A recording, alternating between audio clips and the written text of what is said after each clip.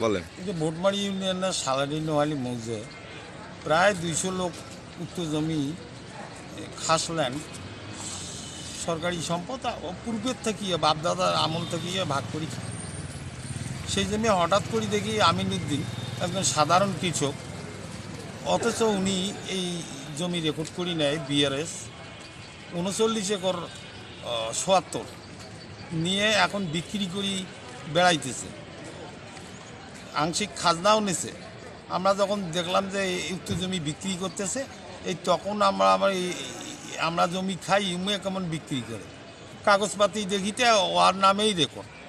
মাঠ জরিপ দেখা যায় 56%, অনলাইনে আসে 56, মাঝখান থেকে আসিয়া কীভাবে 39 একর ৭৭ জমি হইল মালিক আমাদের বোধগম্যের বাইরে।